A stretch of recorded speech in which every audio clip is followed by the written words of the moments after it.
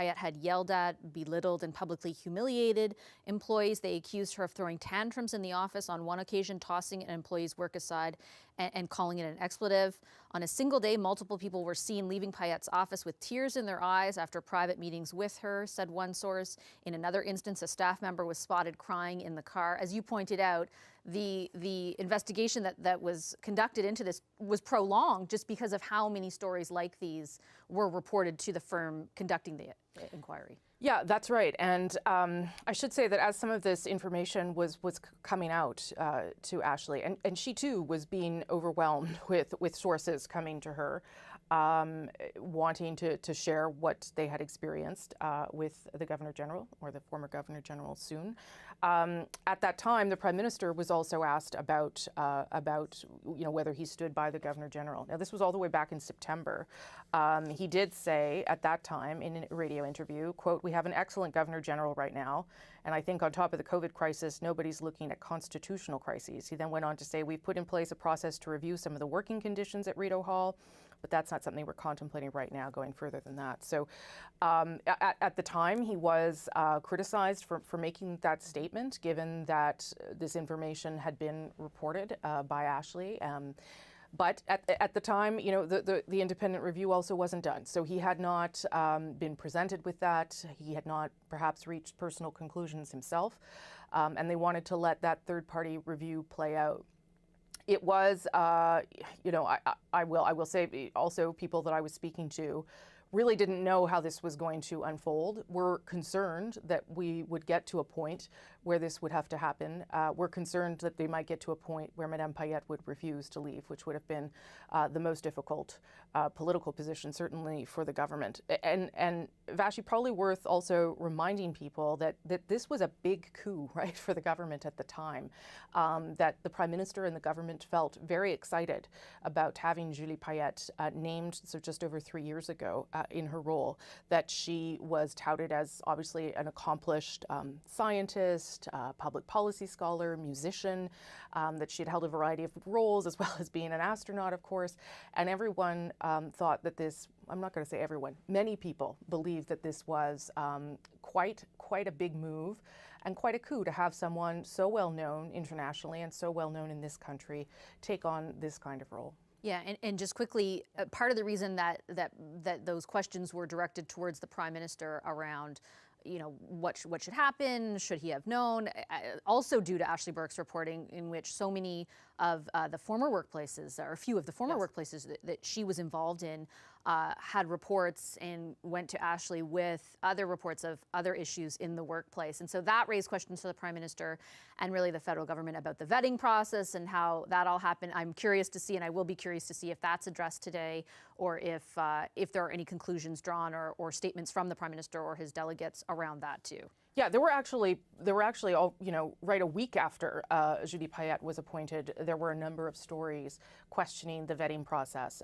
There was a news story that came out about dismissed charges of second-degree assault when Madame Payette lived in Maryland. I think it was back in 2011. Madame Payette called the charge unfounded, and it was dismissed. So it was sort of set aside. And at the time, again, the Prime Minister was asked, "Well, are you confident in the vetting process given this news report?"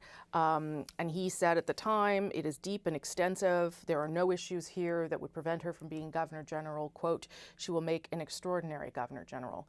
I think, though, beyond that report that came out a week after she was named, you're quite right to flag reports of other workplaces where, as Ashley did more and more reporting, perhaps she'll come on eventually and we can talk to her because she's the expert. Right yeah, we need her on here too. Yeah, it became apparent that there had been previous issues in other workplaces, and there was perhaps a pattern here of how Madame Payette interacted with employees.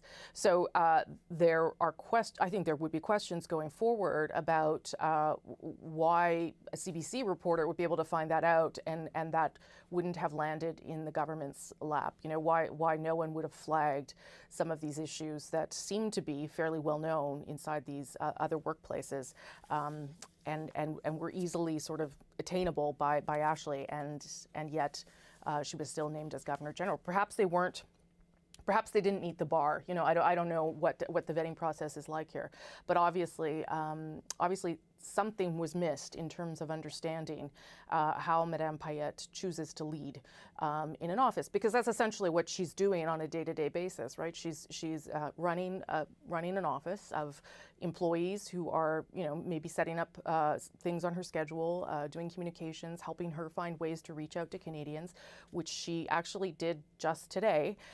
She'd been doing some stuff on YouTube and Twitter, some video interviews that she had chosen to do with people.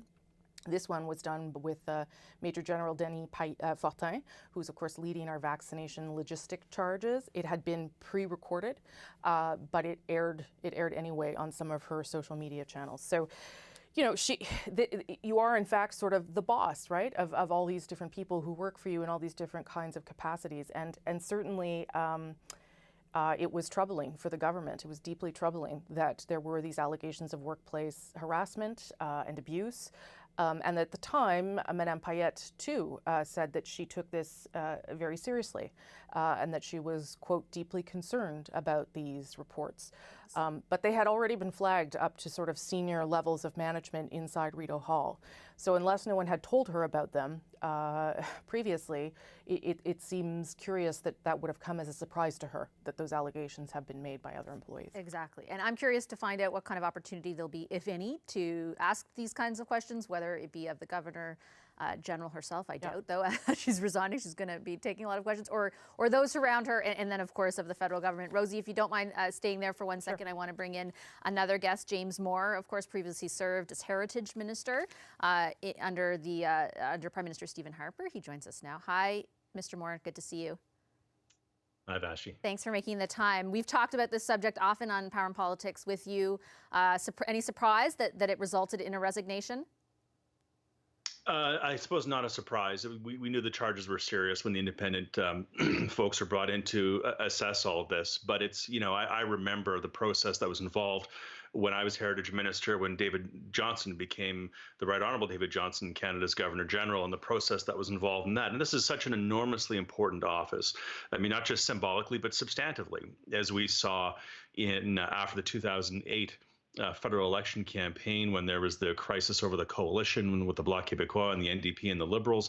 The Governor General was burdened with an enormous obligation and a responsibility over whether or not to allow an unelected government to come in with a majority of members of Parliament, but not with the clear mandate to actually form a government. And it was a genuine democratic crisis that we faced at that time. And so, you know, I'm pleased that kind of a challenging question, frankly, was not before Julie Payette in the time that she was Governor General, because she clearly didn't have the capacity to do this job. I think at all times in any organization, but particularly in public organizations, the first characteristic that you need somebody in a position of leadership is character, and the second is capacity. Celebrity should be far down the list, if on the list at all. And I think it's clear with this appointment and by Prime Minister Trudeau, and he bears ultimate accountability for this decision, for this appointment, that I think they put the 24-hour news cycle of having a celebrity like Julie Payette as Governor General, that took predominance over the questions of capacity and character. And I think that's a question for which he's going to have to answer to the Canadian people. Can we dig a bit into the vetting process? Like, what was it like when you talk about overseeing that previously? What did that involve? Well, Prime Minister Harper was personally involved in that process. I mean, we're talking about one of the most important offices in all of Canada. I mean, you know, the Governor General, the obligations, responsibilities, and again, not just administratively, not just in terms of the legislative process, but in terms of having the capacity to deal with crises that may emerge. With the fact that at some point, you know, there could be some military conflict, there could be some incredible international incident, there could be some domestic political strife, like as we saw after the 2008 election, or as frankly as we saw in Washington, D.C. in January 6th. I mean, there can be incredible instability, and the obligation of the Governor General to provide some kind of stabilizing force in concert with the Prime Minister of Canada is actually an incredibly important responsibility. Then you add on top of that the responsibility to run Rideau Hall, one of the most important buildings and pieces of infrastructure in our democracy, and to do so with grace and dignity, and do so in a way that makes all Canadians proud and feel that our country is in sturdy, stable hands, plus administering and overseeing staff at a tourist site, and like all the obligations that go along with that. So when the Prime Minister decides who to refer to Her Majesty to become the Governor General of Canada, it's an enormously important decision. And in this circumstance, the process failed. Julie Payette should not have become Governor General, and it's unfortunate that we are where we are. But there are certainly going to be a lot of questions that come out of the report once we all have the opportunity to read it. But the fact that it's led to her resignation and the resignation to her senior staff, I think, is a pretty damning indictment of how Rideau Hall has been running for the past number of years. And if you're just joining us now, you can see on the screen the breaking news is that Governor General Julie Payette, as well as her most senior staff member, have both resigned following an investigation into workplace conduct, allegations that were first made to my colleague Ashley Burke around a toxic workplace is what was alleged at the time. We are awaiting an official news release from Rideau Hall and from the government to get some more details on exactly how it all unfolded and what we can expect going forward. As far as James, the idea of actual resignation, Rosie and I were touching on this, but there aren't a lot of avenues out. It's not the same as, for example, a cabinet minister, which can be removed from their post or even expelled from caucus through a different process. This is through the Queen, right? And you've obviously been involved in that. Was this really the only way out? I suspect so. The fact that we know that she's resigning before we know the contents of the report probably speaks to the damning contents of the report itself. But very quickly, I think the Prime Minister now has an obligation to pivot and move forward and to have an immediate replacement who has the competence and confidence, I think, of all parties in Parliament, and more importantly, I think, by extension, all the Canadian people. And I would certainly, one of the things I would hope would be among the options that he would consider would be a very quick call to David Johnston, the previous Governor General, who I think has the broad confidence of all Canadians, who is, healthy and well and learned and decent, and has enormous respect all across this country, and have him come back and serve as Governor General for the immediate term, perhaps for 12 to 24 months, to provide some calm and stability. I think that would be a wise move, and one that I hope that they would consider in this dynamic, because I think Canadians want some stability. We see, this is a very tough time. 2021 is not starting out as we all hoped that it would. We have continued health instability as a result of COVID-19. We have economic instability. Just yesterday, we have increased economic instability and cross-border instability with the United States, with President Biden's decision to cancel the Keystone XL pipeline. We have people on lockdown in the province of Ontario and elsewhere.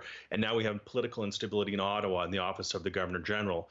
Canadians are looking for calm. We're looking for some reassurance that 2021 is going to be okay and we will get back to some normalcy.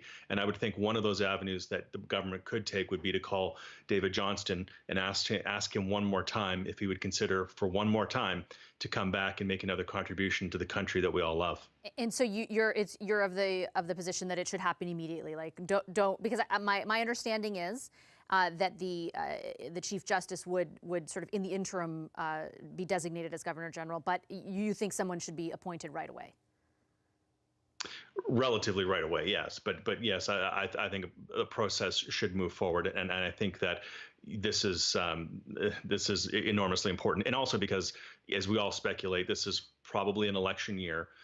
And to have somebody who's been the Governor General through multiple elections as David Johnston, not just that David Johnston was there through multiple elections, but he was also there through a transition from a Conservative to a Liberal government.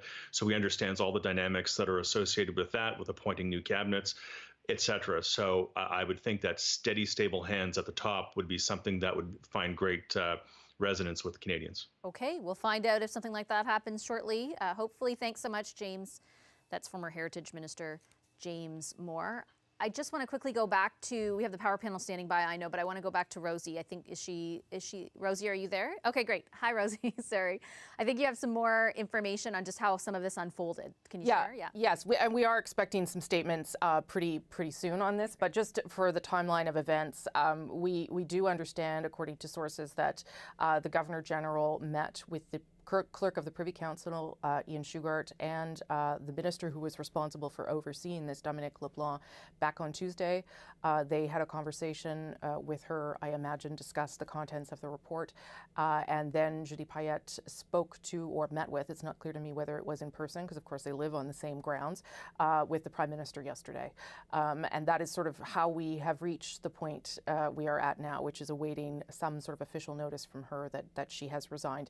You know, I'll just leave it on this, and I know you want to get to the power panel. I thought James Moore was very smart to talk about how important the role is, right? Because this is not just, I perhaps undersold it, someone who's there to help Canadians understand their sense of identity, which all Governor Generals do, but this is also someone who is the Commander-in-Chief, who gives royal assent to legislation. She is vital to our democracy and to the healthy functioning of our democracy. The role is anyway. So to have someone there whose credibility was in any way damaged could have caused serious problems, particularly with a minority government. So this really was, I think, given what we are hearing about the report, the only way forward. Yeah, it'll be so interesting to see if his last point there on quickly filling the appointment is heeded. We'll see how that works out this evening as well. Thanks, Rosie. We'll be back to you in a moment. I do want to bring the power panel in now to react to this breaking news. The Governor General, Julie Payette, and her closest deputy, Assunta di Lorenzo, have both resigned following an inquiry into an investigation conducted into their workplace conduct. I want to bring in David Hurley. He's a partner in the Gandalf Group and host of the Hurley Burley podcast. Summa Strategies' Tim Powers is with us as well. Andrew Thompson, Chief of Government Relations for University of Toronto and former Saskatchewan Finance Minister, is back as well. And Emily Nicolas is a columnist with Le Devoir. Hi, everybody. Hello. Tim, let me start with you. Some breaking news. We've talked about this many times on the power panel. It's not necessarily a surprise that all that was reported to Ashley looks like it was verified through this inquiry, but a resignation is still a pretty significant day here in this country. Yeah, it's a big day, and it's not a great day for the government. I mean, I'd pick up where James Moore was a moment ago. There was so much triumphalism around the appointment of Julie Payette. There was lots of celebration about the uniqueness of it, how well connected she was to different youth groups, and she captured in the description of some the energy and vibrancy of the Trudeau government. So they've got to wear a bit of that because it now comes across looking a bit gimmicky. I think the Governor General had no choice. If as those accusations are all borne out to be fairly accurate, if not true, she certainly had to step down. But I'd say this, I'd jump on the bandwagon of the screening not being done very well. I have a family member who traveled with Julie Payette when she was doing the Team Canada trade missions with Jean Chrétien. And her experiences and the experience of others were such that they were just aghast. And David will know from those trade missions, you had some characters on those trade missions, Ralph Klein and others, who like to have fun. And this wasn't having fun. So when Julie Payette was appointed Governor General, my family member's mouth fell to the floor. She said, I cannot believe it. Wow. David, do you have a second to weigh in? What do you think? Was there any other option other than resignation? No, I don't think so. These kinds of behaviors in the workplace are not acceptable anymore. You wouldn't have got fired for this probably 20 years ago, but you do now. And yes, obviously she had to go. But am I the only person, am I the only person that doesn't care about this very much? I mean, yes, there's some egg on the government's face, and then they'll replace her with a different Governor General, and Canadians will go back to not knowing who their Governor General is. I'm not sure I'm entirely sold on that. We did just have former Heritage Minister James Moore on, who was detailing some of the critical roles the Governor General can play. Certainly, just given, I think, the nature of the allegations as well, that were pretty detailed through Ashley's reporting. Andrew, there is some, as I can see from the number of people reading the articles online, some interest from Canadians into what has unfolded. Well, look, it's quite a scandal. I mean, the fortunate news is it's not a constitutional crisis. This is a high-profile person. I mean, she's someone who has certainly holds the highest office in the land and has quite a personality that surrounded her and surrounded her appointment. For those who pointed out that her appointment was very closely and clearly crafted to dovetail with what the Trudeau government's image was, I think this is where the danger falls for the Trudeau government, is that these are too closely tied together. The Governor General is a functionary. I mean, I don't think we should overstate the role. They are relatively constrained in terms of what they can do. It's a constitutional monarchy we live in, but there's a certain degree of discretion and no doubt a huge amount of profile. And if what we are starting to learn is was in this report is true, it was untenable for her to be able to stay. But again, I think this is much more a case of it being a scandal than it is for one of being a crisis. Gotcha.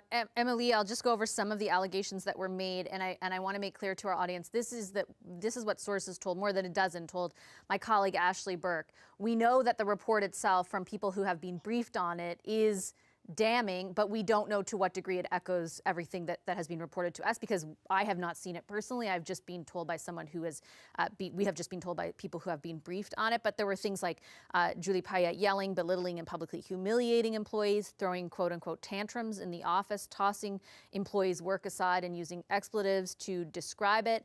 One former employee said she screams and humiliates staff in front of others. It's verbal abuse. In no world is it okay to treat people that way. And then her secretary and longtime friend, Assunta di Lorenzo, was also accused of calling employees lazy and incompetent and of being a bully. I should note that both of them are resigning and that we have confirmed that Di Lorenzo has hired Marie Hennon to represent her, who is, of course, well known in this country for representing Vice Admiral Mark Norman during all of that stuff. Based on those allegations, Emily, your thoughts on the resignation? Well, I think we should be grateful that she resigned because of her position as a Governor General. She's not actually really not easy to be fired. So we should be grateful that that's the move that's being made. I also think that, yes, it's an institutional crisis. There's a lot of questions in terms of vetting process. There was a lot of testimonials as well that came out of her time as the director of the Montreal Science Center, for example, just before she became GG, with very similar allegations. So I think it just raises a broader question of how much in Canada we are able to hide uncomfortable truths to protect our stars. I think it's a question that's been raised before with other scandals that we've had, where you have toxic workplaces and you have a person that the Canadian public loves. And because of that, we're not able to ask the hard question. Before it started, the been raped, not reported, or, issues around Me Too. My hope is that beyond the role of the GG, this story can also start a conversation about, toxic workplaces. I'm sure there's a lot of people viewing who have stories of toxic bosses that have also had to endure. Unfortunately, their boss were not GG, so they were not forced to resign because of the public attention, but those people are still in office. They're still, ruling there and making the lives of a lot of Canadians difficult. So yes, so there's the issue of the scandal itself, but I think it would be a lost opportunity not to also use this as an opportunity to open up a conversation that is perhaps long overdue in terms of what is appropriate in the workplace in terms of harassment and behavior from management as well. Tim, we are expecting some official confirmation. I don't know in what form it comes, whether likely a press release, but at some point the government, either the Prime Minister himself or his delegates, will have to directly address this. What do you anticipate? How do you anticipate they do so? What would you think the framing is from their perspective? Well, I think they're going to argue they took the lead in addressing these allegations as soon as they came up. They've been on top of this all the way through. He doesn't take this seriously, nor should he, nor should any leader for that matter. They're going to own the answer, but not assume the responsibility for the original appointment, though they'll have some trouble walking away from that. I'm kind of halfway between where David is and where the people reading your columns are. I think there is an interest in this, but is this going to shape the overall outcome of the government in the election? Likely not, but it does lead to the critique of the Trudeau government that I think is fair, that sometimes they get fascinated and absorbed with the bright, shiny object, i.e. the wee charity and all that could have meant to them, and they get distracted, as James Moore was arguing, from the serious business of the day. Everybody's mentioned David Johnston. The reason everybody's mentioned David Johnston is he is that serious, cerebral yet engaging Canadian who ran that office without embarrassment, without seeking notoriety beyond was necessary for the role. So Payette came in after a very popular, very steady, very likable Governor General, and he was different because prior to David Johnston, there was Michael Jean and Adrian Clarkson, and we all remember they had their picadillos as well and their critiques. Johnston was kind of a calming force. So the storm that was Julie Payette was not the storm that brought the government the outcome they wanted.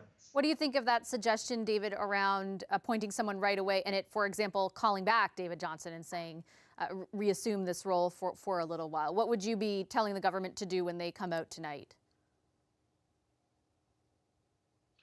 Well, probably not to rush into anything without doing proper vetting. Zing. Good advice. Good advice. I think they need to do this sooner rather than later because of the election prospects, and we need to have a Governor General in place for that. So it's something that they have to get to sooner rather than later. I have a hard time believing that David Johnston is the only person in Canada that can do this job. I think that James Moore and Tim have outlined well what the criteria are for the job. I don't mind if the person has a little flair. I don't mind if the person's a little bit more interesting than David Johnston. I do care about whether they're going to make a sound decision about an issue like prorogation or a sound decision about who they call upon to try to form a government in the House of Commons after an election.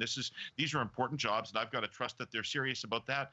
Beyond that, I don't know what the job is, and I don't even know what makes a person good at it.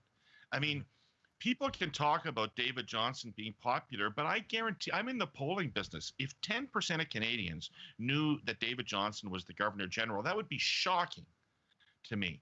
And so, it's not a big deal for a lot of Canadians who's in this position. And I think different people have tried to pick people that might make it a bigger deal, who might have a bigger impression, whether that's a Michael Jean or whether that's a Julie Payette. And then people say, well, they're not serious and solid. I don't know what the right criteria for the job is, but surely to God, we don't have to go back to David Johnston.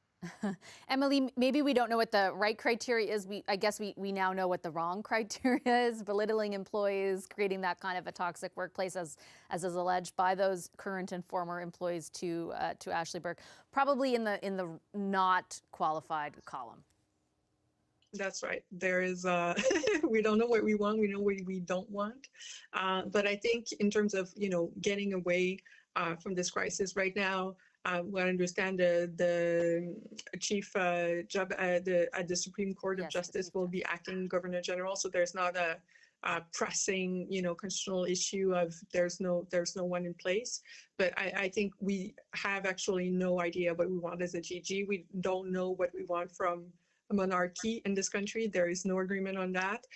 It used to be, Lord from England coming in, have that role. Now that it's Canadians, there's been an interest in trying to make the role more visible, trying to give each DG a mission.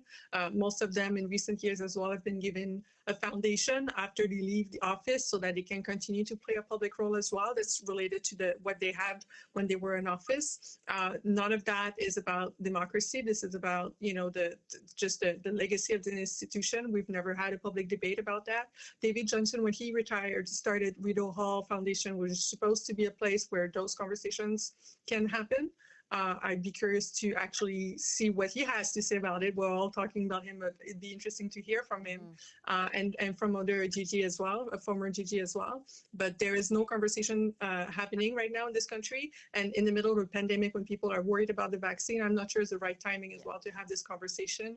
And I'm not sure a lot of people have the time and the mindset Maybe to not at this handle moment, that crisis about the Queen, yes. And I can verify, we have requested many former Governor Generals generals to speak with us over the past Right. number of months, and they haven't been available. Tim, quickly, and then I'll give a final word to Andrew. Yeah, no, what I was going to say, though, Emily raises a good point. There were other people on that vetting list, right? Allegedly, people like Mary Simon, well-respected Indigenous leader with the ITK, Roberta Jameson from the Six Nations. So there are other people that were there. They could go back and look at some of those people who are more conventional. Well, and upon upon Julie Payette's appointment, there were a lot of questions raised. Say hi to your son for us, about whether or not it should have been. He's more uproarious than Julie Payette, let me tell you. I was just say there were a lot of questions at the time, Andrew, raised by people who thought there should have been an Indigenous appointee to that position, like the time had come for that as well. So that's maybe something to keep our eye out as well whenever a replacement is named. A final word to you, Andrew.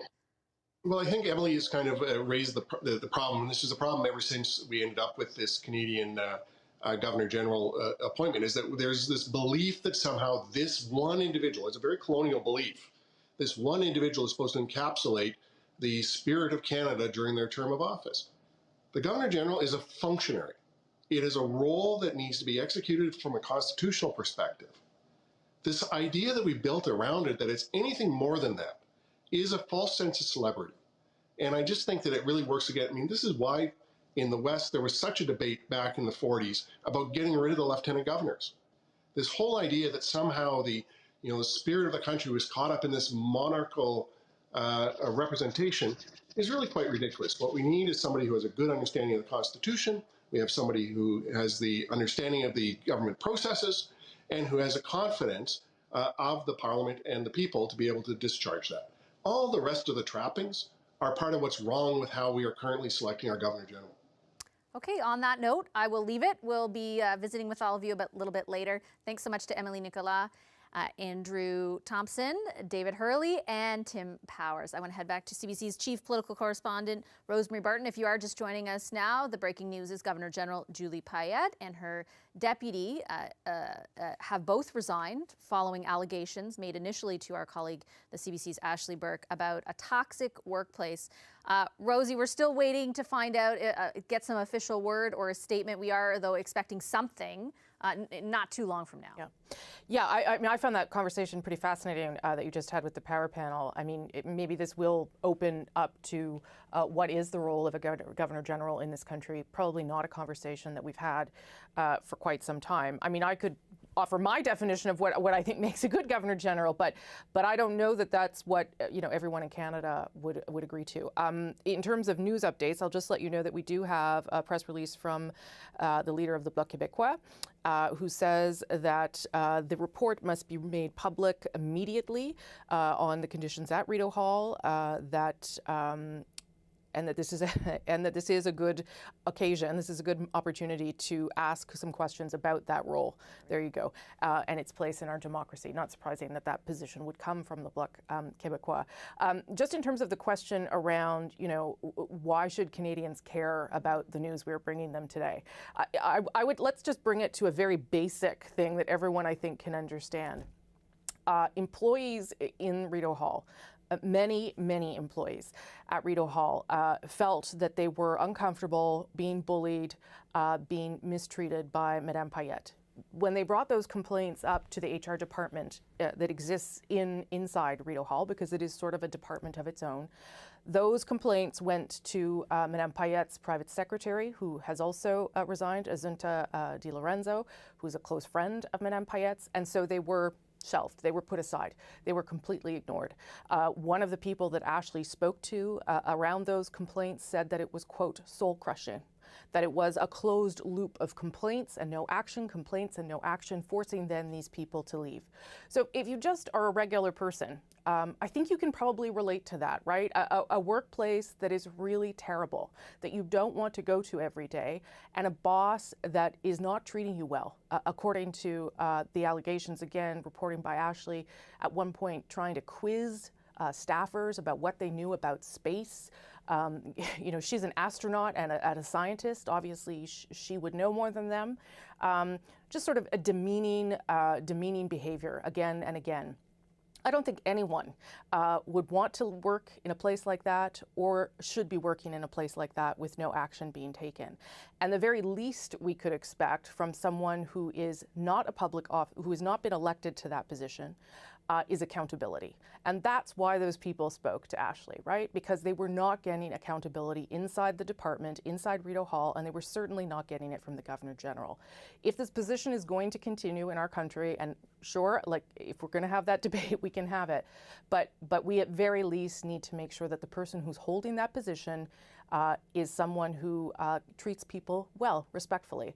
And from everything we've heard from this report, it appears that that was not the case. Yeah, I think you're absolutely right. At a very basic level, all of us can relate to that and can understand if you felt like you had no recourse, accountability is certainly something that's necessary. Thanks, Rosie. I'll head back to you in a moment. I do want to bring in Peter Donolo. He's former Director of Communications to former Prime Minister Jean Chrétien. He's now the Vice Chairman of Hill and Knowlton Strategies. He's with us from Toronto. Hi, Peter. Good to see you. Hi, Vashi. So you had been calling for some sort of action one way or the other for a while. Is this how you thought it would end? This is incredible. This whole thing was so avoidable, so fixable. This is unprecedented to have a governor general resign under circumstances like this. And, you know, this should have been dealt with 3 years ago. She never should have been allowed to put her buddy in as her deputy minister, which is essentially what the secretary to the governor general is. That should have not been allowed by the prime minister's office and the government. She should have been given, when stuff started going off the rails, she should have been read the Riot Act. This is just a disaster. And it's serious because they brought an important institution into disrepute by letting this fester. And I blame the government, I blame the Prime Minister's office for allowing this to fester, and I blame Privy Council office for allowing this to fester. Shouldn't have been this way. Let me get you to expand on the importance, why you think it's a big deal and why you think the office is important, because we were just having a discussion where some of our panelists were saying not a lot of Canadians know about this role.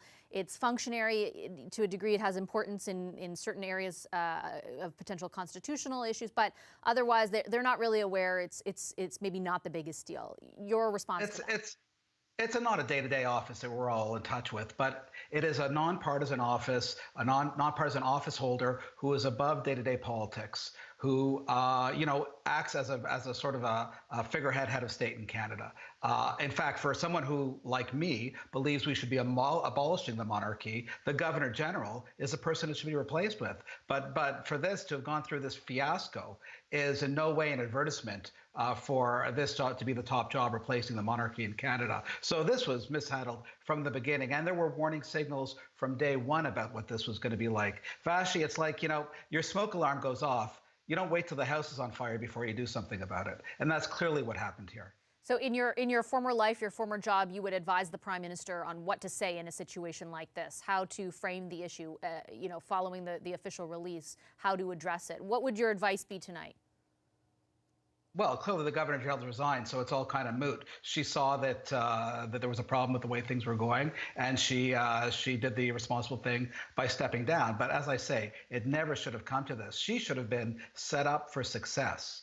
And by letting her choose this person who seemingly reinforced her own worst characteristics, she was set up for failure, and the government bears responsibility for that. Doesn't take away from Madame Payette's mistakes and her heavy-handedness. And listen, she sounds like she had basically the wrong character for the job. She sounds like someone who is basically pretty grouchy and likes to be alone. Not exactly the characteristics you look for in a Governor General. But that said, the government failed twice. They failed in selecting her, but they also failed her in giving her the tools for success. And they didn't just fail her; they failed the country in this regard. And I think, the Prime Minister is going to do a little cleanup. It's not going to be fun or pretty, but really, I think the responsibility, other heads ought to roll about this within government, because this never should have happened. So you think, for example, there should be consequences at the oversights in the vetting process, things like that? Listen, I was in the Prime Minister's office for two governors general. We didn't have day-to-day contact with them. These were people who could do their jobs. One of them was appointed by Mr. Chrétien's predecessor. The other one was appointed by Mr. Chrétien, and not appointed, nominated, because it's actually the Queen or the monarch who appoints them. So recommended by the Prime Ministers. That said, when there were problems, if there were problems, The government has a huge apparatus to talk to Rideau Hall to figure out how to resolve these problems. And there were warnings, there were red lights, red alarms going off on this thing with Madame Payette right from the get-go. And you put out the fire before the building's engulfed. And this was just really badly, badly handled. Do you think there needs to be some announcement where the vetting process is concerned, or would you expect one, for example, a change to the way that it unfolds, added layers, I guess, of vetting, something along those lines? Well, there's two issues, right? One is the actual appointment of the Governor General, and whether or not there needs to be a larger catchment, whether or not there needs to be a more public process. I'm not so sure there does. Although I would be very open to borrowing a practice that other democracies like ours do, where they actually have the head of state chosen by Parliament based on a list given by the government of the day. So where there might be several qualified candidates, or there might only be one, but where it has the imprimatur of parliamentary approval. So that would be one option. And if it was clear that she had these characteristics or these traits that made her unsuitable for the job, that should have come out in the vetting process, even if it was a very tightly held process. I mean, come on, we've managed to go through 150 years of governors general without having a blow up like this before. So it's not like it's impossible. Secondly, government, there were clearly breakdowns within the government that allowed this catastrophe to continue building for 3 years. I mean, at the first indication of problems, they should have been down like a ton of bricks on Rideau Hall, and the government has the ability to do that. Okay, Peter, I'll leave it there. Thanks so much. Really appreciate your time as always. Okay, my pleasure. That's Peter Donolo. If you are just joining us now, the breaking news: Governor General Julie Payette, along with her most senior deputy, have both resigned following serious allegations of a toxic workplace. A review was conducted into those allegations, and people who have been briefed on the review concluded it was scathing. We are awaiting official word from the government and/or Rideau Hall about how all of this will unfold, but we can confirm that both Julie Payette as well as her secretary, Assunta di Lorenzo, have both resigned. We want to get some more perspective on what happens next and what this means for the country from Professor Barbara Messamore. She's a professor of history at the University of the Fraser Valley, VP and fellow at the Institute for the Study of the Crown in Canada at Massey College. Hi, Professor. Good to see you. Thank you for making the time. Yeah, thanks for having me on. In a historical, contextualized way, how big of a deal is this? Well, it is a big deal. I mean, it's unprecedented. We haven't had a case like this. I suppose we could look to other realms. Australia had a resignation in 2003, but certainly these exact circumstances, this kind of situation, it's unprecedented. Do you think, based on what you know and what you've read about the situation, that the resignation was the right move to make? Absolutely, yes. In fact, it would have been the right move months ago. I think before a great deal of public money was spent on an inquiry, I would suggest that Madame Payette would have known the results of that inquiry, would have known that the allegations had substance, and so it would have been preferable had that resignation come before all that public money had been spent.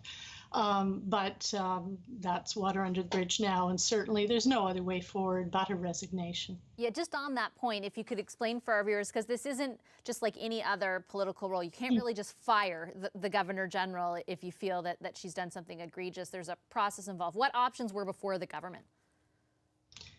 Well, really, I would say there were no other options at this stage. The inquiry had taken place. Justin Trudeau can say, we didn't rush to judgment. We allowed for a full inquiry before taking any action. But so certainly in that respect, I suppose they can argue that served a purpose. But no. Even as it was before the full inquiry had been completed, it seemed pretty clear that that Madame Payette was a poor fit for the job, and I think there was no other option apart from that. So I think it's important also, though, to get that it's not a constitutional crisis. I know Trudeau raised that. That was a phrase he used earlier. in the allegations, and it is not. The Chief Justice can fill the role in the interim, and I think it's important, especially at a time of minority government, that we have somebody in place who we understand will exercise sound judgment. So that's not a problem. There's a system in place to allow for allow for this kind of continuity of the role, not the continuity of an individual, but the continuity of the role. And I would part company with the previous guest on one point, that the representative of the Crown isn't merely a figurehead. I mean, we have a reason in Canada why we have a separation of head of government, the Prime Minister, and the representative of the head of state, the Governor General. You know, we've seen in the United States, for example, they don't have that separation. We do. It generally works well, and so I don't see this as a crisis in that sense. What about the actual, let me just revisit when you said there can be continuity in the role. Because I don't think many of us have talked about this too frequently in the past, for Canadians who are wondering, the Chief Justice is who can automatically kind of take over in the interim. And then the Prime Minister would have to appoint somebody else to replace her more permanently. Is that accurate? Yes, that's right. And I guess the other question that now comes up is, what will that look like when we have that new appointment happening? Under Stephen Harper, he implemented a system where we had a committee making recommendations, and not only for the Governor General, but for other representatives of the Crown, the Lieutenant Governors, territorial commissioners, whatnot. And the evidence seems to suggest that that worked pretty well. So it's not a time-honored process. It's comparatively new. And Justin Trudeau, in deviating from using that in the case of Madame Payette, you can sort of understand. She certainly appears like a remarkable candidate in many ways. A poor fit, obviously, as your previous guest has said. But I think it's also important to get that traditionally his choice would have been run by members of the opposition. They would have had some input into this. So he didn't really go out on a limb wildly in making this selection. That was the way it did actually happen traditionally, right? But I think that if we can take anything away from this, it's maybe that we do need something a little more systematic. That perhaps that committee is the way to go in future. And clearly something was missed in terms of Madame Payette's own background. And just before I let you go, Professor, because we've had a wide variety of opinions on already this evening, as we look to official word from Rideau Hall of this resignation and comment on it, what, from your perspective, I know you said that it's not just a symbolic role. What is the role of the Governor General, if you could describe it in layman's terms to Canadians? Sure. I'd say the most important role is to ensure the continuity of legitimate government. So allow the House of Commons to determine who has the right to occupy the Prime Minister's office to form the government. And so it really, so when it comes down to things like requests for dissolution of Parliament, for prorogation, this sort of thing, the Crown has an essential role to play. Kind of a constitutional fire extinguisher, if you will, that ensures that legitimate government's in place. I mean, the rest of it, the ceremonial aspects, those are, arguably valuable too. But that's the core role, to ensure that we have a government in place that's legitimate. Okay, constitutional fire extinguisher. I'm going to remember that phrase and steal it for myself. It's not my phrase. It came from a political scientist, Frank McKinnon. But I like it. Okay, good. I'll make sure to give proper attribution. Thank you so much, Professor Messamore. I really appreciate you making the time this evening. My pleasure. That's Professor Barbara Messamore. If you're just joining us now, Governor General Julie Payette, along with her senior deputy, Assunta di Lorenzo, have both resigned following allegations of a toxic workplace that they had created, allegations of bullying, of yelling at current and former employees. The government launched a review of those allegations, a review that concluded not too long ago, and people who have been briefed on the review said that it was, quote, scathing, told our Ashley Burke that it was scathing. Rosemary Barton reported that the Prime Minister has spoken to Julie Payette following the conclusion of that review, and as a result, today we see that she has resigned. We are awaiting some sort of formal statement from her or from Rideau Hall. about the resignation. We also wait to hear from the federal government about why the decision was made or whether they support it, to what degree, and most importantly, what happens next. Will the role be filled on an interim basis by the Chief Justice, Robert Wagner, or will there be an immediate appointee? Just some of the questions left to examine. To help us do that, we've reached Errol Mendez. He's a constitutional law professor at the University of Ottawa. Hi, Professor Mendez. Good to see you. Good to see you too, Betty. Any of this take you by surprise? Were you expecting this resignation at some point? Actually, no, I thought it would be if the independent report had come out the way some people were saying it would. I thought that it would present a very tricky position for the Prime Minister. And in some respect, her resignation has really freed him for a lot of problematic dialogue that he would have had with the Governor General. Based on the allegations that you know of through reading my colleagues' reports and what was reviewed by the firm that was hired, does a resignation make sense? Is it the right response? Well, one of the things which we've heard people saying a lot, especially south of the border, but it equally applies here in Canada, that no one is above the law, not even the highest office of the land. And so for that reason why I think it's important for having an independent process, and it was independent. It was organized by the Privy Council, but it is supposed to be an independent office of Parliament. And when that report comes out, it was, if you like, an independent assessment of the harassment. And if that was proved, I think the law, essentially both the public interest and indeed the law required some action. And thankfully, perhaps for the Prime Minister, the action that I think was best for everyone, including the Governor General, was the resignation. Okay, I just received, I'm just going to put you on pause for a second, Errol, if you don't mind, Professor Mendez, because we just received in our inbox, and I'm literally just getting a printed copy of it right now, just moments ago, a statement from the Governor General. I'm going to start reading it alongside you, the audience. You're learning this as we are, but this is the official statement from Governor General Julie Payette on her resignation. It starts off by saying everyone has a right to a healthy and safe work environment at all times and under all circumstances. It appears this was not always the case at the office of the Secretary to the Governor General. Tensions have arisen at Rideau Hall over the past months, and for that, I am sorry. It's a long statement, so bear with me. With no formal complaints or official grievances, while no formal complaints or official grievances were made during my tenure, which would have immediately triggered a detailed investigation as prescribed by law and the collective agreements in place, I still take these allegations very seriously.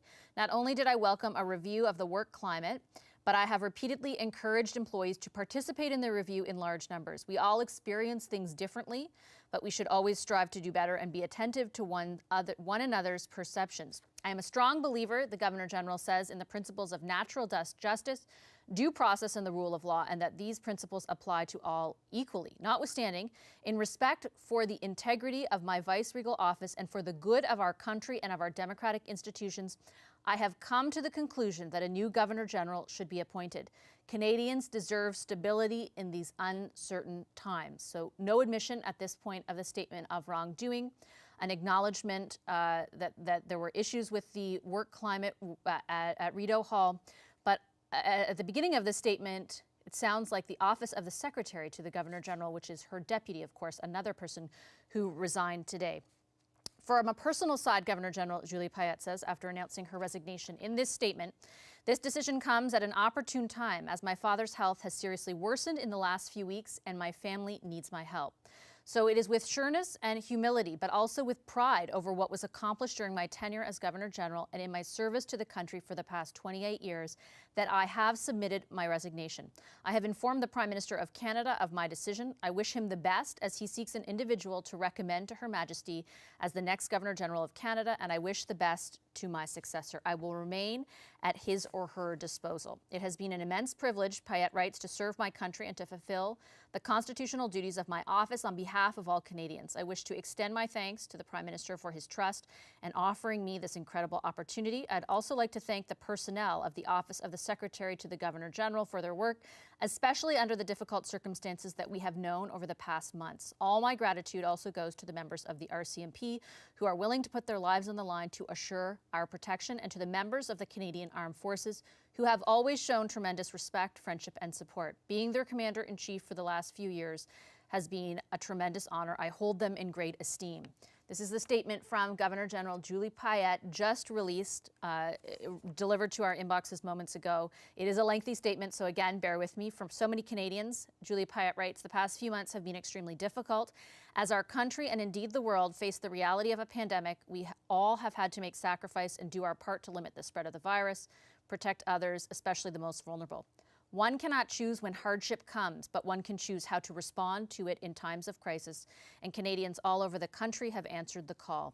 At the forefront are the health and medical personnel, essential workers, military personnel, public health officials, leaders and scientists who have been working tirelessly to provide care, support, leadership, and solutions. We owe them an immense debt of gratitude.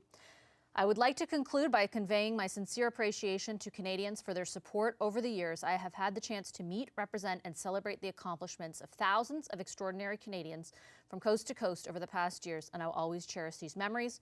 We live in a remarkable country. It has been an honor and a privilege. Can I go to Rosemary? Is Rosie? Okay, excellent. Rosemary Barton, my colleague, the CBC's chief political correspondent, and Ashley Burke, the CBC's Ashley Burke, who broke these original stories of a toxic workplace here. Let's just start piecing apart this statement. Rosie, I'll start with you. A lot to it, a lengthy statement. No admission, it doesn't seem to me, and you correct me if I'm wrong, but I did not hear there a specific admission of wrongdoing. Just an acknowledgement that this might be better overall if she resigned. There is an apology. I am sorry, she says.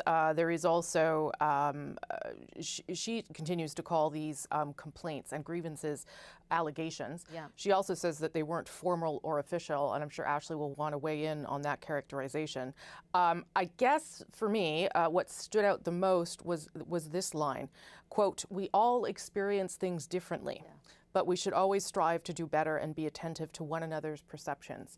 It seems to me we all experience things differently is a very curious way to couch this entire statement, particularly in the context that we are currently living in, which is sensitivity to the way people are being treated writ large, and a suggestion that what someone's experience was invalid, I guess, in some ways.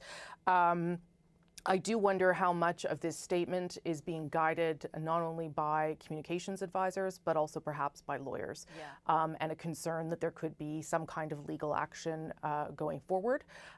So I think an admission of wrongdoing in a serious way probably could not come for legal reasons. But I'm certainly curious to hear Ashley's take as well. And just to that point, she says, I'm a strong believer in the principles of natural justice, due process, and the rule of law. And these principles apply to all equally, notwithstanding in respect for the integrity of the office and for the good of their country. Yeah. I've come to the conclusion. So still an insistence, Ashley, there that maybe due process has not occurred in her case. There's no sort of, as Rosie said, like moment of I did some wrong things and I'm sorry and I'm resigning. Yeah, and I think it's important to remember how many lawyers are now involved in this. Julie Payette has hired a former Supreme Court of Justice to represent her and to make sure that she is protected. And as well, Rideau Hall has hired Blake's law firm, which is a big law firm, to make sure that the institution itself is protected constitutionally. And on top of that, Julie Payette's office in Rideau Hall has also hired another individual to work on PR and communication. So there's a lot of people involved here. We know the second in command, Assunta di Lorenzo, also today news that she hired a high-profile lawyer as well. So a lot of people involved here. To me, the line that stood out as well, you touched on, was the fact that her office said that there was, or Julie Payette said that there was no official complaint. And I think that's important to address because, CBC spoke to more than 20 sources, former employees, current public servants who witnessed this kind of abusive behavior, they claim, or experienced it themselves. And they said that they did go to human resources, they did go to the ombudsman, they did try to put these complaints forward. In one 4-month period alone, alone, sources say that there were more than 2,000 people that reported complaints about abusive behavior to HR. But in many cases, they were told, there's nothing we can do, we're facing the same thing. Or managers were telling them, we're facing similar problems, I'm sorry.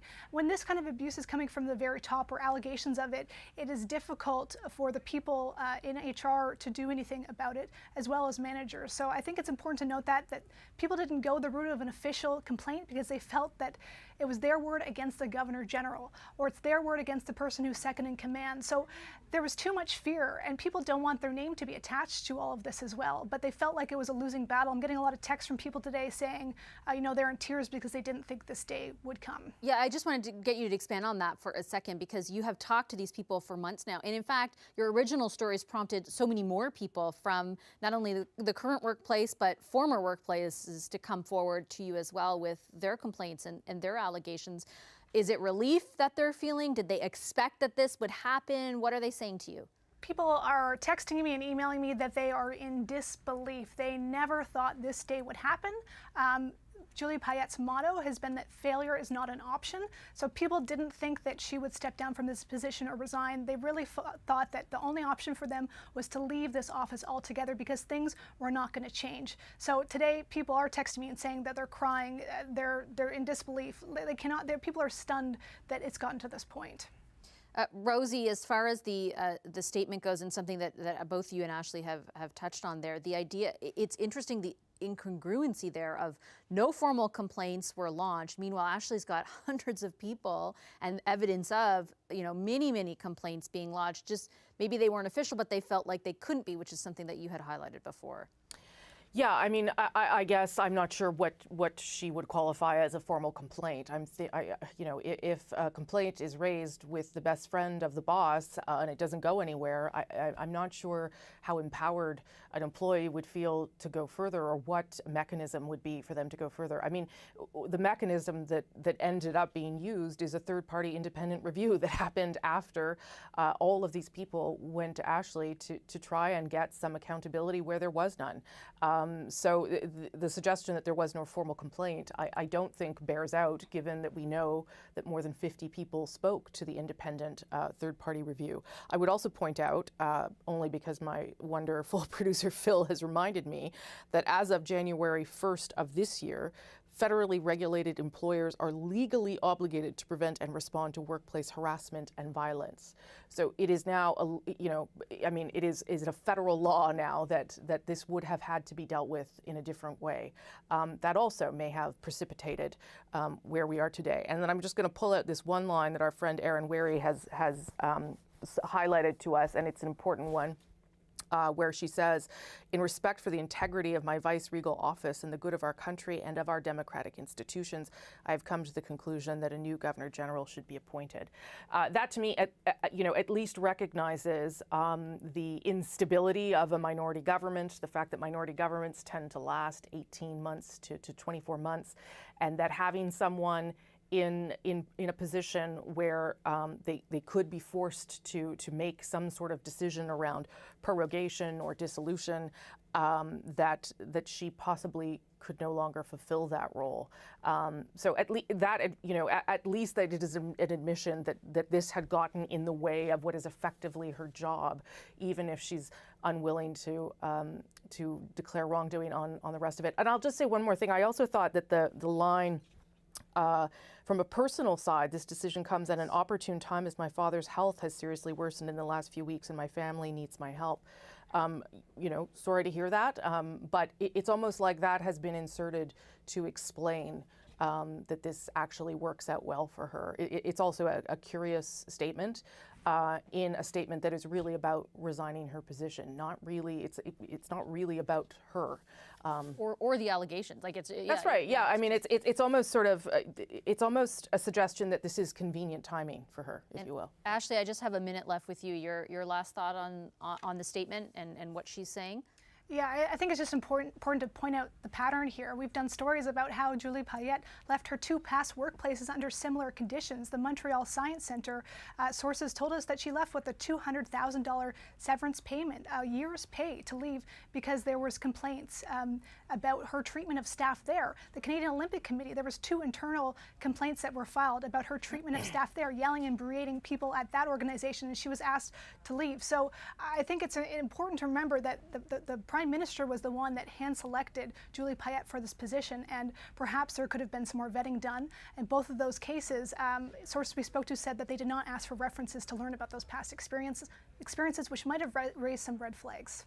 Okay, Ashley, thank you very much for carving out some time for us. I know we'll attempt to check back in with you throughout the evening, and of course, all credit to you. You are the one that broke this story for CBC News, that reported extensively on the allegations that these sources came to you to reveal, and with great consequences for the Governor General. Thanks, Ashley. And Rosie, if you don't mind sticking around, we'll just sort of go over some of this statement, because I do want to repeat, we were just reading it as it came into our mail, our inbox, but it is official. As sources had earlier told CBC, the Governor General Julie Payette has resigned following a review into workplace conditions and the type of treatment that she exercised for employees. The allegations that Ashley had reported included bullying, belittling, a whole host of allegations that more than a dozen people initially told Ashley about, and more came forward after that. The statement that the Governor General released, I'm going to read just a tiny portion of it to bring you up to speed.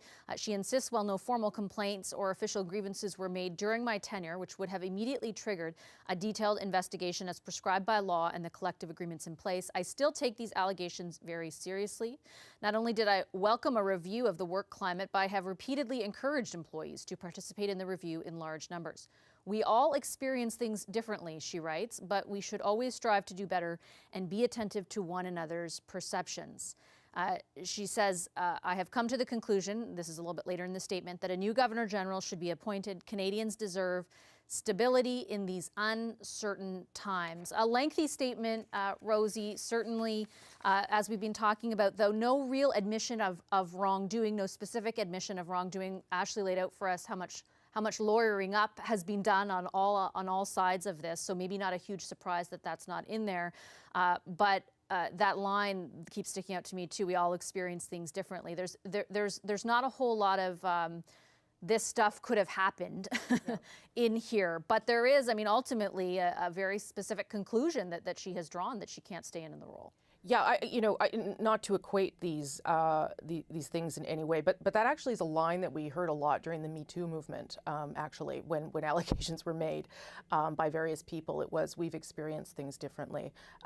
So just an interesting turn of phrase to use in this instance. I would also point out, as our colleague Jean-Paul Tasker has emailed, she also doesn't mention the Queen in this statement, nor thank her for her role as sort of the person who appointed her, who invited her to take on this task. I do think that there are, as you mentioned, probably serious legal questions flowing from this, and she probably was quite restrained by her lawyers, I would imagine, in terms of what she was willing to say or what she should say. Whether or not she understands how serious the allegations are and how much of the report she herself has seen, I'm not sure. I think that would be sort of my next question for the government and for the Privy Council. Given this statement, given that she has resigned, will they still release it? Do they plan to make this public? It's a big question. I think that they could try and make the case, well, the problem exists no longer, so we are not going to make it public. But I think there's clearly a learning opportunity here for Rideau Hall, for government, for public service employees, about how these things unfold and what should be done and not done. And I think exposing some of that would be pretty important. But again, will there be some sort of legal push by Julie Payette to not make it public because of what it could do to her reputation and to her character? I think that's probably a good question too for the government and the clerk of the Privy Council office. So I don't know sort of what happens next. I do think that there are questions for the government too around the vetting, both from the Prime Minister, who really held up Madame Payette as a shining light of Canadian success, which, to be fair, it appeared in all cases, in all ways, to be true. And she certainly is in particular roles that she played, just not in this role. And I guess my question going forward too would be, well, what kind of lessons are we going to learn around vetting to make sure that someone is capable of leading employees, leading almost 200 employees that you have in your staff, but also of sending the right kind of signals to the country around what kind of person you are and how you deal with Canadians. And I'm sure your eyes are as well on our inbox to see if there is a statement. We are certainly looking for an interview. I know Dominic LeBlanc, the Minister of Intergovernmental Affairs, was in charge of this process. I think those questions of transparency around the review are definitely going to be big ones for sure.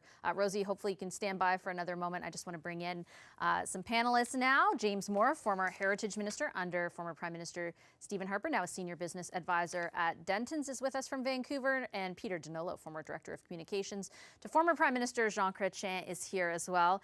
You both have already weighed in, but before we got this statement from the Governor General, I'm not sure how much you've seen or you've heard. I kind of read the whole thing as I got it, and along with the audience. No real, Peter, specific sort of mea culpa in here. No reference, no reference to wrongdoing. There's an insinuation that due process wasn't conducted, wasn't applied to her, but then an acknowledgement that in order for there to be stability, she decided to resign. What do you think about the way in which she frames this? I think it's a fiasco, like everything else related to this file. She clearly was unsuited for the job, temperamentally and in every other way. She should have not been put in the job, and once she was put in the job, instead of throwing her, a life preserver, they threw her an anchor by letting her buddy, Madame D'Angelo, become the deputy minister, which was just a recipe for failure. So this is a serious matter. The Governor General is an important institution. We've just seen what happened in the U.S. 2 weeks ago when institutions fall into disrepute. Institutions are important. The people we appoint to them need to be above reproach, and there's no excuse for the kind of behavior that's alleged, and there's no excuse for the government to have allowed it to fester and boil as long as it did. This is a small country. I'm in Toronto, but I heard about stuff that was going on at Rideau Hall, and I'm not even connected. I heard about stuff, within months of her being appointed. The government should have nipped this in the bud and put her on the straight and narrow. Okay, speaking of the government, another, new to my inbox statement here from the Prime Minister, a statement from the Prime Minister on the resignation of the Governor General. I'll read it. It's much shorter, so don't worry, everybody who's watching. It won't be a long read. I have received today the resignation of the Governor General of Canada, the Right Honourable Julie Payette. Ms. Payette became Governor General on October 2nd, 2017, and has fulfilled her duties to uphold parliamentary democracy and serve the public. Every employee in the Government of Canada has the right to work in a safe and healthy environment, and we will always take this very seriously. Today's announcement provides an opportunity for new leadership at Rideau Hall to address the workplace concerns raised by employees during the review. On an interim basis, the Chief Justice of Canada will be fulfilling the duties of the Governor General. A recommendation on a replacement will be provided to Her Majesty Queen Elizabeth II and announced in due course. That's the conclusion of the statement. James, your thoughts on the Prime Minister's comments? And has fulfilled her obligations to the public. Is the Prime Minister sure he wants to commit to that statement? I mean, that's an odd thing. My first reaction is that first line that you read off the top. That's my reaction. Second, going back to your conversation with Rosie a minute ago about the report that obviously led to her resignation, this question of whether or not it should be public, the statement by the now former Governor General about her leaving leaves it completely opaque as to what she understands of the failings of her time as Governor General and what went wrong. So I think her statement makes it critical and clear that the government has no choice but to release the report so that people have clear transparency on what they got from the Governor General that they paid for. This is a basic question of accountability now. So they think the report has to become public. And I think the Prime Minister's response, the first part of it there, is a little bit odd because he's tethering himself to a Governor General who he says now clearly did her job publicly. Being the Governor General and providing royal assent to legislation passed by Parliament is part of the job. but it's part of the job. There's much more to it, public facing and internal facing. And it's clear that certainly on the internal facing part of the job, she was a failure, as Peter just described. And outwardly facing, of course, we know there were all kinds of criticisms about her missing events and not being nearly as active as all of her predecessors have been in recent years. So that the Prime Minister thinks that she fulfilled all of her obligations, I think is a curious choice of words for him to put out at this time. Yeah, I'll read that line again. Ms. Payette became Governor General on October 2nd, 2017, and has fulfilled her duties to uphold parliamentary democracy and serve the public. Peter, there's highlighting in this statement of the concerns raised, but the Prime Minister doesn't say, I don't know, there's not a lot of detail, I guess, about the conclusions of the review in that line. Is it curious to you as well?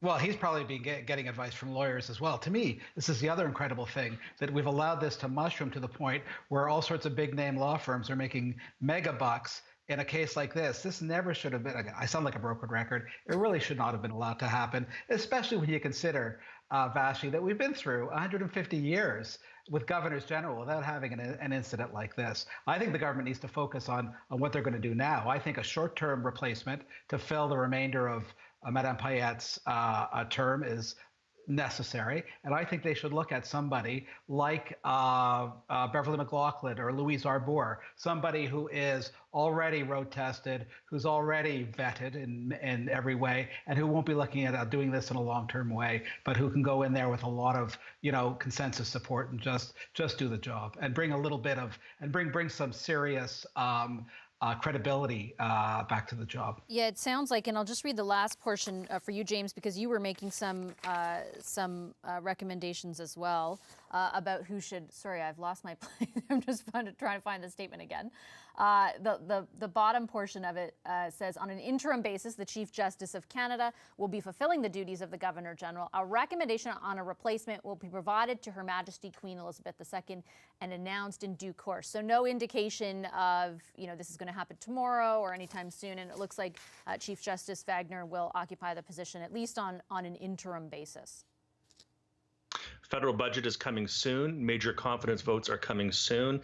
It's widely speculated that this is an election year in Canada. 4 of the last 6 federal elections have resulted in minority parliaments. This is an important post for democratic stability in our country at a time of enormous instability on the health front, on the economic front, and increasingly on the democratic front. So my view is they should call the Right Honorable David Johnston, the former Governor General, who has been there, who has been Governor General under both Liberal and Conservative governments, who has seen elections come and go, who has seen transitions of power from a Conservative to a Liberal government in 2015, who is honorable, decent, cultured, thoughtful, respected, bilingual.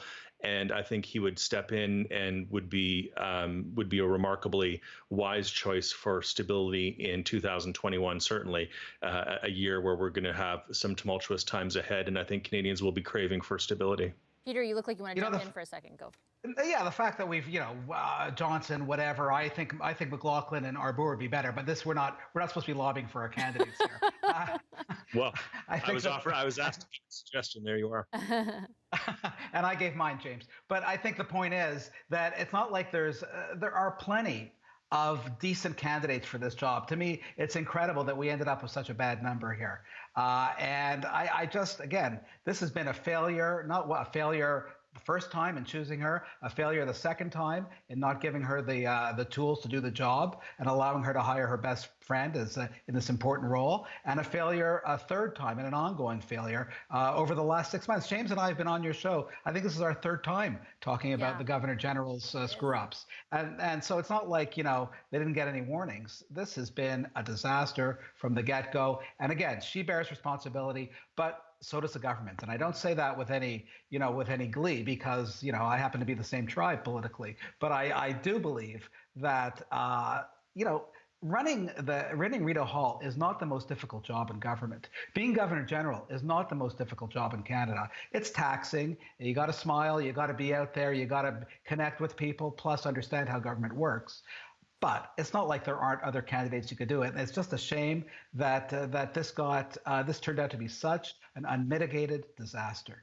Well, that sums it up, and I'll leave it there. Thanks so much. Thanks to James Moore and Peter Donolo. Just to recap for you, the breaking news on our watch this afternoon into this evening, the Governor General of this country, Julie Payette, has officially resigned. Her statement issued just a few minutes ago, saying that we all experience things differently, but we should always strive to do better and be attentive to one another's perceptions. I am a strong believer in the principles of natural justice, she writes, due process and the rule of law, and that these principles apply to all equally, notwithstanding in respect for the integrity of my office and for the good of our country and of our democratic institutions. I've come to the conclusion that a new Governor General should be appointed. Canadians deserve stability in these uncertain times. This resignation comes on the heels of reporting from my colleague, Ashley Burke, in which more than a dozen people who have worked with Madame Payette or who currently do or under her former role, who complained of a toxic workplace, who talked about being bullied and belittled, their work being thrown, for example, in front of them and characterized with expletives. That prompted a review that was conducted. Our understanding from people who have been briefed on that review is that it concluded and that the results were scathing. As a result, we see Madame Julie Payette has resigned from her position as Governor General. We are going to continue to track reaction to this. We've got statements coming in. We're looking to talk to the government about this decision and what happens next. I should say that the Prime Minister's office just released a statement saying that the Chief Justice, Robert Wagner, will take over on an interim basis. That's how it works. That's not a decision they make. It kind of happens. And that they will announce an appointment. A name will be provided to the Queen in due course. So no specifics on the timing there. But again, we are looking to speak with the government to get some of those answers.